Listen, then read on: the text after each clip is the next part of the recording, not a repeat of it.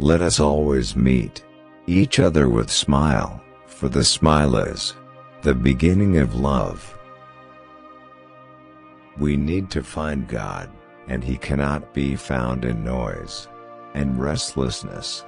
God is the friend of silence.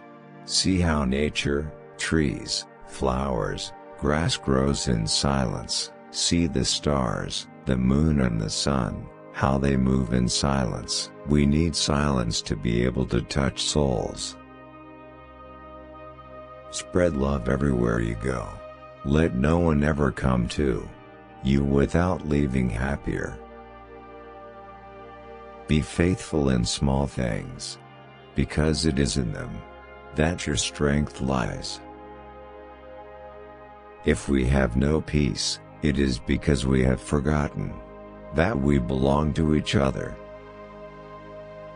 I have found the paradox that if you love until it hurts, there can be no more hurt, only more love. Joy is prayer, joy is strength, joy is love, joy is a net of love, by which you can catch souls. Loneliness and the feeling of being unwanted is the most terrible poverty. If you can't feed 100 people, then feed just one. We shall never know all the good that a simple smile can do. We ourselves feel that what we are doing is just a drop in the ocean, but the ocean would be less because of that missing drop. We think sometimes that poverty is only being hungry, naked and homeless. The poverty of being unwanted, unloved and uncared for is the greatest poverty. We must start in our own homes to remedy this kind of poverty. Love is a fruit in season at all times, and within reach of every hand. Love begins at home, and it is not how much we do, but how much love we put in that action. The hunger for love is much more difficult to remove than the hunger for bread.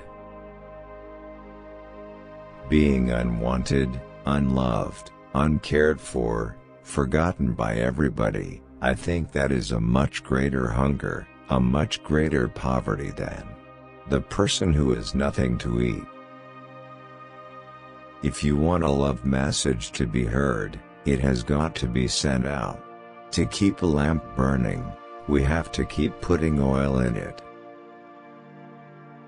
Let us touch the dying, the poor, the lonely and the unwanted, according to the graces we have received, and let us not be ashamed or slow to do the humble work.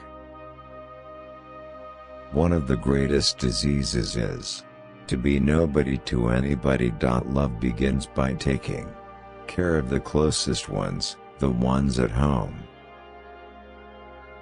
Intense love does not measure, it just gives. The miracle is not that we do this work, but that we are happy to do it.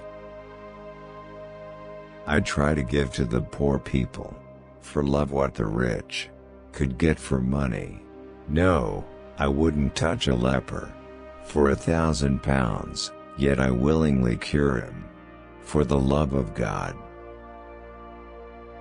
Each one of them is Jesus in disguise.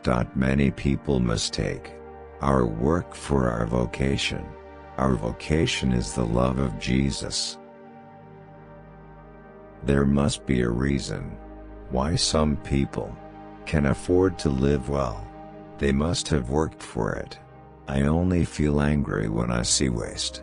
When I see people throwing away things that we could use. The greatest destroyer of peace is abortion, because if a mother can kill her own child, what is left for me to kill you and you to kill me? There is nothing between. The biggest disease today is not leprosy or tuberculosis, but rather the feeling of being unwanted. I want you to be concerned about your next door neighbor. Do you know your next door neighbor? There is always the danger that we may just do the work for the sake of the work. This is where the respect and the love and the devotion come in, that we do it to God, to Christ, and that's why we try to do it as beautifully as possible. Let us not be satisfied with just giving money. Money is not enough. Money can be got, but they need your hearts to love them. So, spread your love everywhere you go. Let us more and more insist on raising funds of love, of kindness, of understanding, of peace. Money will come if we seek first the kingdom of God, the rest will be given. Our life of poverty is as necessary as the work itself. Only in heaven will we see how much we owe to the poor for helping us to love God better because of them.